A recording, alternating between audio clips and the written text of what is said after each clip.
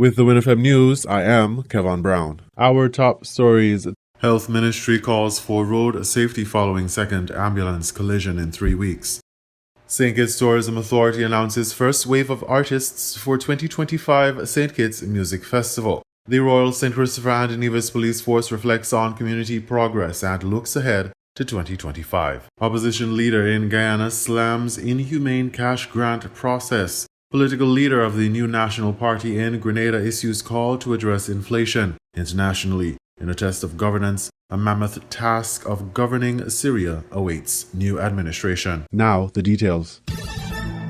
In the wake of a distressing ambulance collision on January 2nd, 2025, the Ministry of Health has issued a clarion call for heightened awareness and consideration from motorists toward emergency medical services (EMS) vehicles. The incident coincides with recent tragic events, notably the alarming accident on December 20th, 2024, along Kim Collins Highway, illuminating a concerning pattern of negligence that threatens both emergency personnel and the public. The latest collision occurred in the Palmetto Point area around 11:15 p.m. when an EMS ambulance was responding to a critical medical emergency and transporting a patient to the Joseph and Franz General Hospital. The incident involved an oncoming vehicle, resulting in 5 individuals being rushed to the hospital for treatment. While 2 of the injured have since been discharged, 3 others remain under the vigilance of medical staff. The accident starkly reminds us of the quintessential responsibility shared by all road users to remain alert and comply with traffic regulations, particularly those concerning emergency vehicles. The Ministry of Health outlined the operational imperatives of ambulances, which often necessitate rapid and uninterrupted transit amid high-pressure scenarios. Such operations underscore the life or death situations the EMS personnel routinely navigate and the potential consequences of reckless driving by motorists who fail to yield or respect the unique nature of these emergencies. In light of these incidents, the ministry has reiterated vital safety protocols to be observed when encountering an ambulance. The guidelines include maintaining vigilance while listening for sirens or observing flashing lights which signify the approach of an emergency vehicle. To facilitate the ambulance's passage, safely pull over to the side of the road and halt your vehicle. Maintain a safe distance from the ambulance, refraining from following too closely or attempting to overtake it. Even when an ambulance approaches a signalized intersection,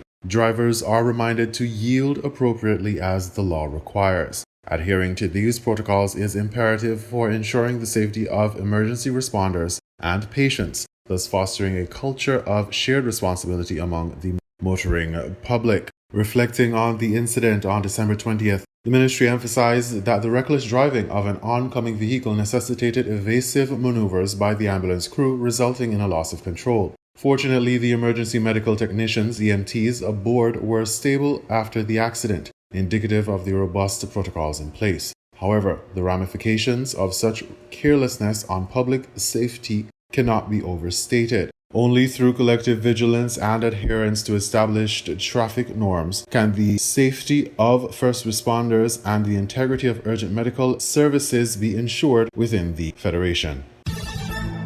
The St. Kitts Music Festival has officially announced the first wave of artists to grace the stage at its eagerly anticipated 27th annual festival, scheduled for June 26th through 28th, 2025. The initial lineup boasts a vibrant collection of musical talents from the Caribbean and beyond, featuring notable names such as Akayu Sweet and Tobop, Ayura Star, De Jour, Jennifer Hudson, Kes the Band, Collision Band, Shensia, and Vibes Cartel. The festival promises a thrilling musical experience featuring a variety of genres, including soca, hip-hop, R&B, and reggae. Tourism Minister the Honorable Marsha Henderson reminded that the St. Kitts Music Festival is a cornerstone of the island's cultural and economic landscape, as St. Kitts welcomes visitors to connect them not just with world-class performances, but with the heart of St. Kitts through music, culinary experiences, traditions, and hospitality. The festival is vital to the Island Federation's summer tourism campaign,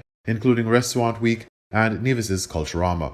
Regarded as one of the premier musical celebrations in the Caribbean, the St. Kitts Music Festival will be held at Warner Park Stadium. It will invite music lovers from across the globe to partake in a rich tapestry of musical styles. In addition to its main performances, the festival will feature an assortment of activities, including lunchtime concerts, beach parties, and boat rides, which will enhance the revelry of the occasion. Tickets are now on sale and can be purchased online. Prospective attendees are encouraged to visit stkitsmusicfestival.com for further information about the festival. In a statement on its official Facebook page, the Royal St. Christopher and Nevis Police Force extended New Year's greetings, reflecting on a year marked by significant strides in community engagement and safety initiatives. The National Intervention Team expressed profound gratitude to the community members and business cooperating with the police force throughout 2024, contributing to its successful youth development and public outreach programs. The police force credited its accomplishments to a series of impactful youth engagement initiatives. Among these, the force highlighted the success of youth lectures, which prompted essential discussions surrounding personal development and societal issues. Furthermore, the introduction of football camps equipped young individuals with athletic training and fostered crucial life skills such as teamwork and camaraderie. The development of after-school clubs was also mentioned, providing safe environments where children could socialize and learn. In addition to youth-oriented programs, the police force reported that community-based activities have been central in reinforcing the relationship between law enforcement and the public. The Royal St. Christopher and Nevis Police Force emphasized its commitment to building trust and cooperation, stating that these endeavors had a meaningful impact on St. Kitts and Nevis community relations. The force acknowledged the invaluable contribution made by individuals and local businesses, which provided the necessary support regarding resources, time, and dedication. The resolution to continue fostering community engagement was underscored as the Royal St. Christopher and Nevis Police Force looks forward to the rest of 2025. The police force conveyed its eagerness to expand initiatives to enhance safety and support for all citizens. The statement reflected positively on the past year's easements, such as the successful completion of Course 46, which welcomed new officers committed to safeguarding the community. The message concluded with well wishes for the new year, emphasizing shared aspirations for a brighter future. The Royal St. Christopher and Nevis Police Force expressed optimism for continued improvements, particularly in maintaining a strong focus on public safety, highlighted by a commendable 57% homicide solve rate, demonstrating their relentless dedication to maintaining peace within St. Kitts and Nevis. In regional news, Trinidad and Tobago's Prime Minister Dr. Keith Rowley has announced that he will not be seeking re-election to his current post or any other leadership position within the party. Speaking during a press conference on Friday, addressing the state of emergency in the Twin Island nation, the Prime Minister confirmed that he intends to resign before the end of his political term. I continue to be the political leader of the PNM. We will call for nominations in the other seats where I represent the people of Diego Martin West, who have supported me resolutely from 1991 to now. And I will thank them appropriately and ensure that they are not left adrift. But I will not be offering myself, as I just said. And I'll say something else. Before the end of the legal limits of this term, I will resign this office and go off to my family. Dr. Rowley, who has dedicated 45 years to public service, stated that it is time for him to step away from his role, citing the readiness of many of his mentees to take on leadership responsibilities. When I announced the PNM victory in Balizé House, I said to this country, I will not be doing that again. And I meant it, and I've kept it. I've also said that I've brought into the political arena a number of young people who had served at that time one term. Many of them are still in government, about to complete their second term. Experienced, some of them with 9 or 10 years approximately of service in the government.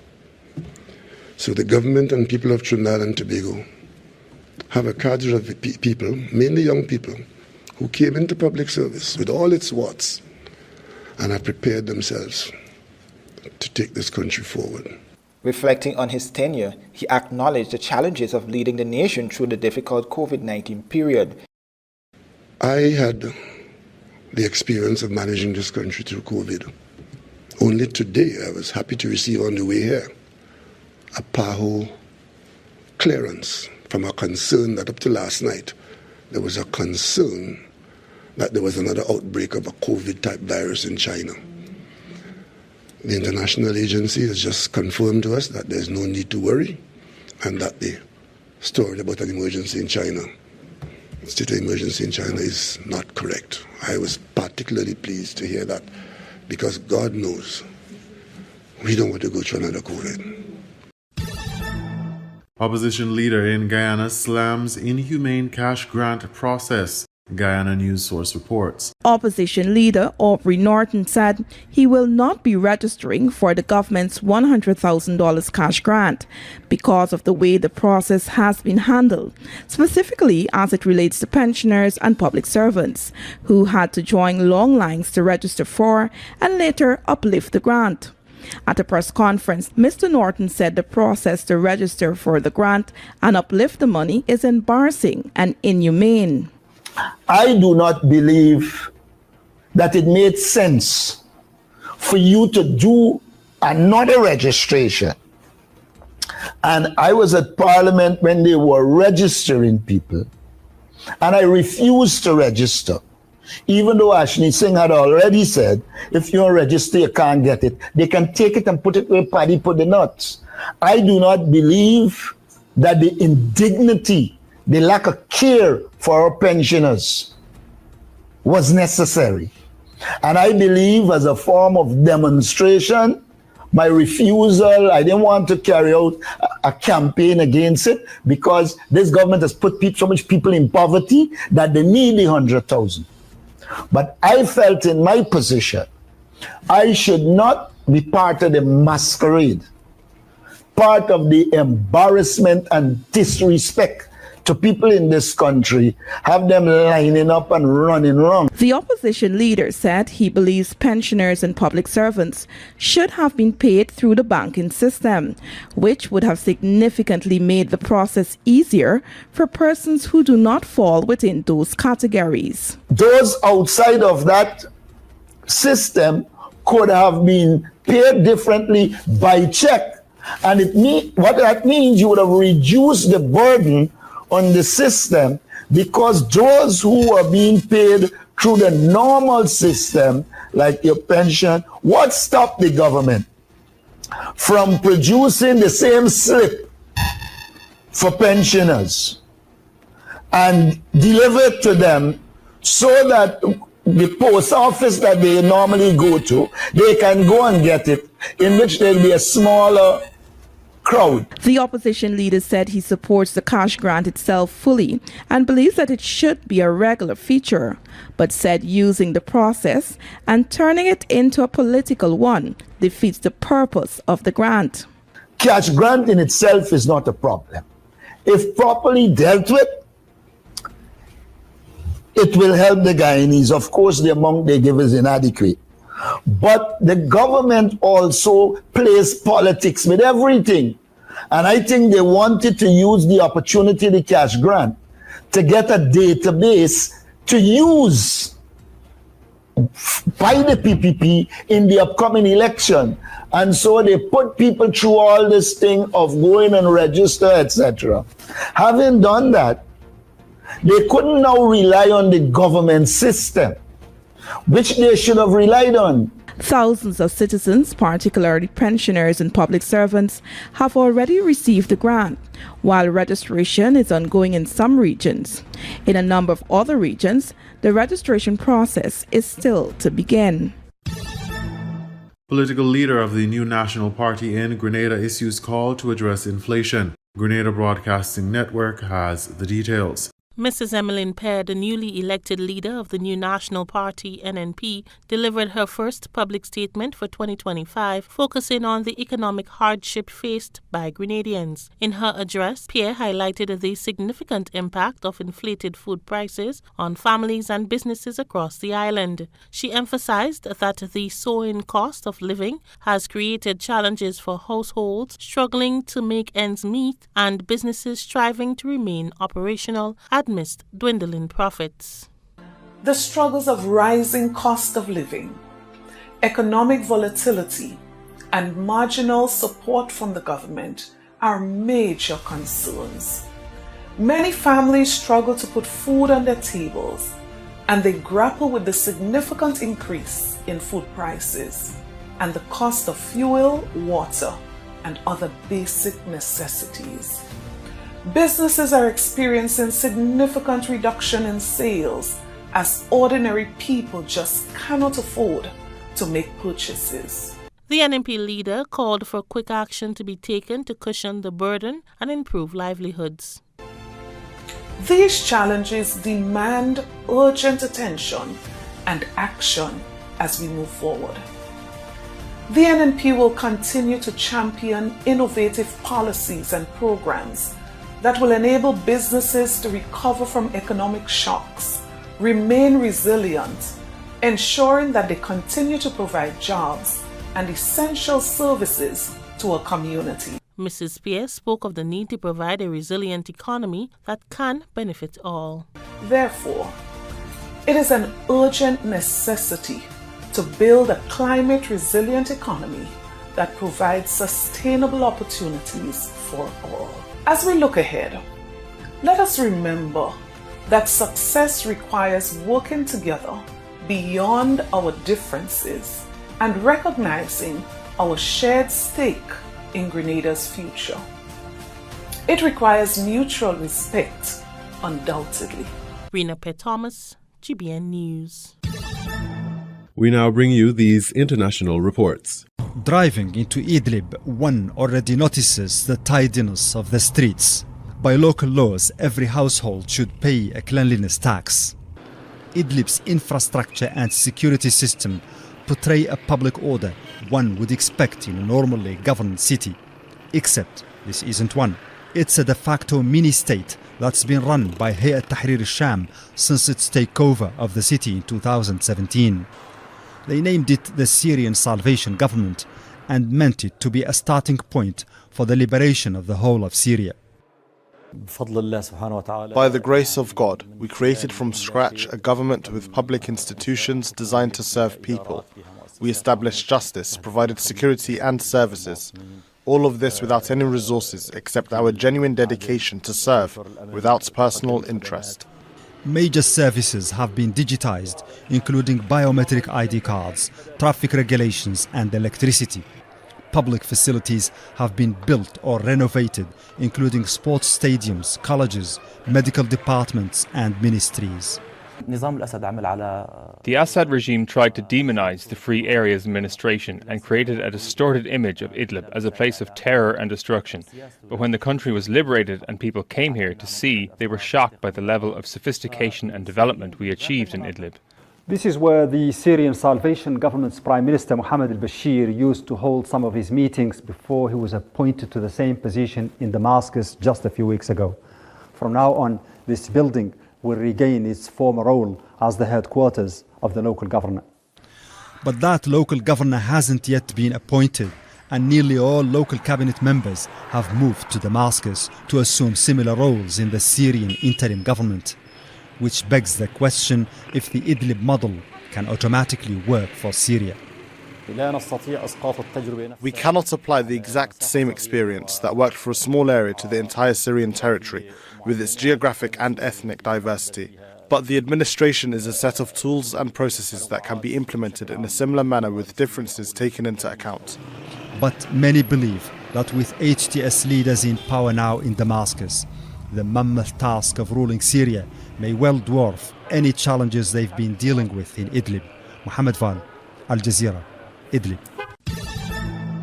In the United States, Donald Trump has dismissed as an illegitimate political attack a Manhattan judge's order for him to be sentenced on January the 10th in the hush money case 10 days before his inauguration. Mr. Trump was convicted in May on 34 felony counts. His lawyers had argued the president-elect was protected by presidential immunity. Justice Juan Merchan rejected this, but indicated that he was not inclined to impose a jail sentence and he would likely give Donald Trump an unconditional discharge. Our North America correspondent Peter Bowes reports. Donald Trump and Stormy Daniels, the adult film star with whom the president-elect is accused of having a sexual encounter in 2006. A decade later, in the final days of the 2016 election campaign, the then Republican candidate attempted to buy her silence with a so-called hush money payment of more than $100,000. His conviction last year was for falsifying business records to try to cover up the payment. He's always denied any wrongdoing, but the guilty verdict meant Donald Trump was facing a possible jail sentence or a hefty fine. He attempted to use his second presidential election victory to have the case thrown out, but the judge refused. Instead, he said Mr. Trump would receive an unconditional discharge, so no jail time and no fine. But the guilty verdict remains. Donald Trump is appealing it, but it means he will be sworn in as president later this month as a convicted felon. In a statement, his spokesman said, "This lawless case should never have been brought, and the Constitution demands that it be immediately dismissed.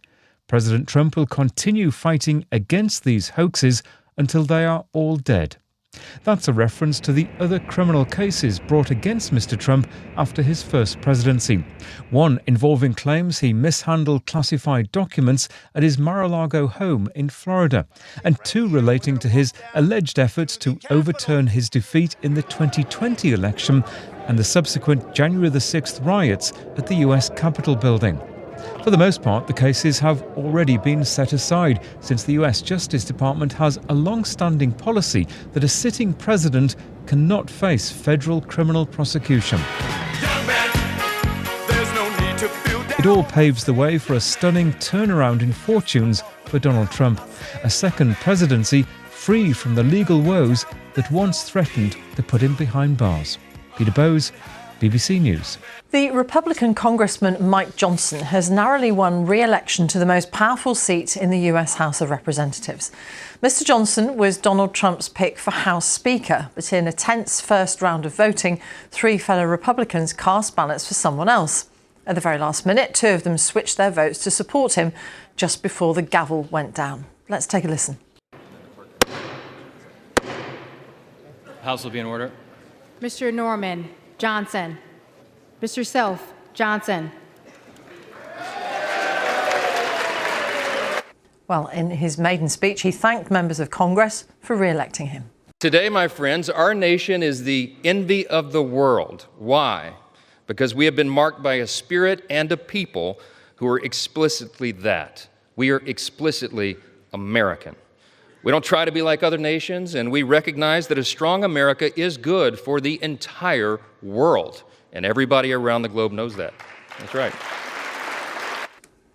Our North America correspondent Rowan Bridge sent this update from Washington. This was always going to be a day of high drama, and so it turned out. You could feel the tension in the air as the roll call of votes started. At first it looked like Mike Johnson would sail through on the first vote, and then 3 of his critics voted against him. Some last-minute arm twisting was enough to get 2 of them to change their vote and hand Mike Johnson the Speaker's gavel.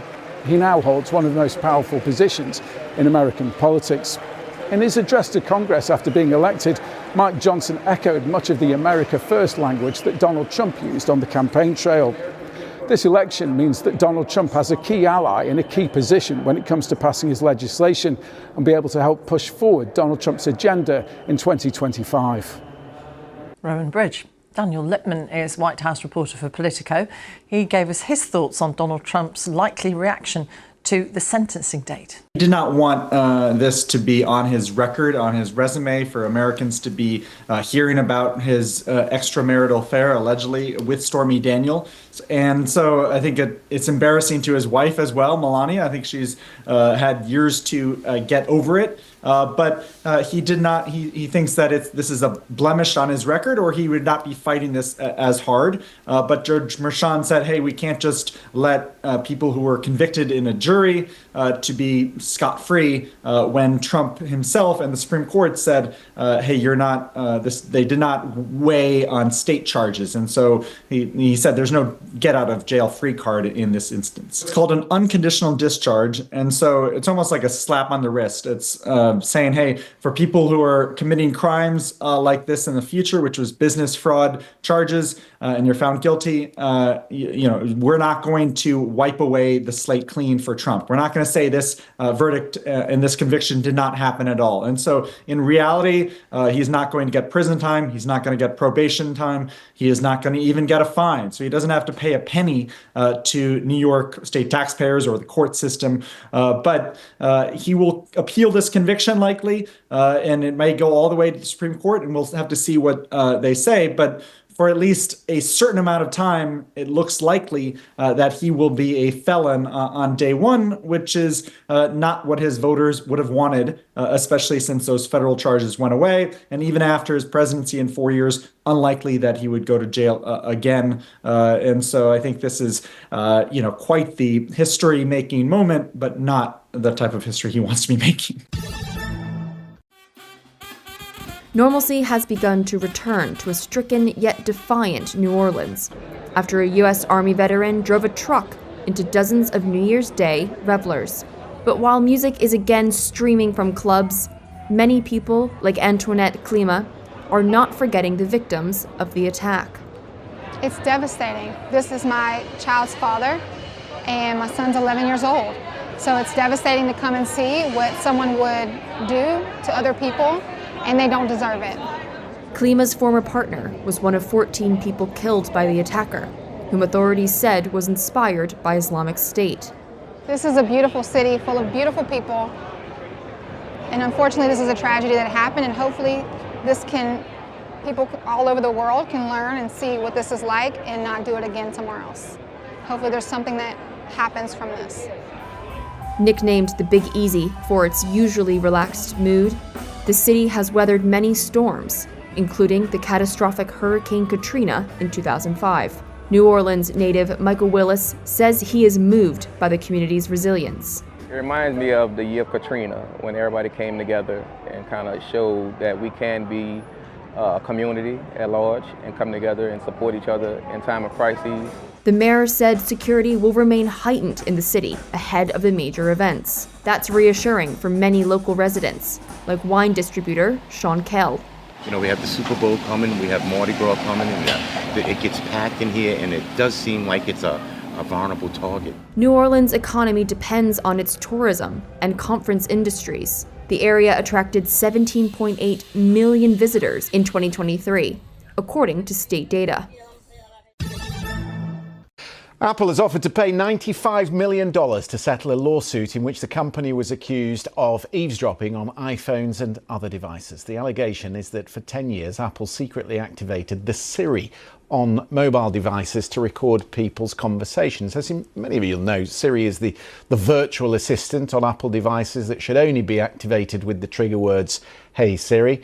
The lawsuit claimed that some of these recorded conversations were then shared with advertisers in an attempt to sell products to consumers they thought would most likely be interested in those products. We can speak now to our North American technology correspondent, Lily Jamali. Good to see you, Lily. I thought Tim Cook, the CEO, had said that it was a fundamental human right to have your privacy protected by the tech companies, and yet now we learn, the allegation is, that they've been listening in for 10 years. It's a great point that you make about the way that this company has branded itself, has marketed itself to consumers over these many years. When you think about the ecosystem in Silicon Valley, you have all these other companies that have made a business model, made billions upon billions of dollars by harvesting all of our data and monetizing it. You may have heard the phrase, "We are the product, not the customer." And I think Apple has consistently differentiated itself on the basis of privacy. So I think that is really one of the most interesting aspects of this settlement, settling a lawsuit that was first filed back in 2019. This has been a black eye to Apple, has really reshaped the narrative the way that many people see the company, and I think they really want to put this case behind them. So I was just wondering if it's just people in America or is it people worldwide that might have been affected, and how would we know? Yeah, I mean, the way that we know is actually quite interesting. There's an anecdote that I can share from the lead plaintiff in this case who said that her daughter, who was a minor, had been having discussions, having conversations about some of her favorite brands. So Air Jordans came up, Olive Garden, which is a large restaurant chain here in the United States, and that in short order, her daughter started being served up ads for those very same brands in Safari, which is the browser that Apple owns and operates. So the pitch to consumers as part of this settlement is that in the U.S., to my understanding, it's really just American consumers that are affected by this, pending the approval of a U.S. district judge, that consumers here will get up to $20 per device, with some caveats, for $20 per device if they own one of the devices affected, whether it's an iPhone or an iPad and so forth. That's tens of millions of people who could be getting checks in the mail. You were listening to the WINN FM 98.9 newscast. Our top stories were: Health Ministry calls for road safety following second ambulance collision in 3 weeks. St. Kitts Tourism Authority announces first wave of artists for 2025 St. Kitts Music Festival. The Royal St. Christopher and Nevis Police Force reflects on community progress and looks ahead to 2025. Opposition leader in Guyana slams inhumane cash grant process. Political leader of the new National Party in Grenada issues call to address inflation. Internationally, in a test of governance, a mammoth task of governing Syria awaits new administration. Thank you for listening.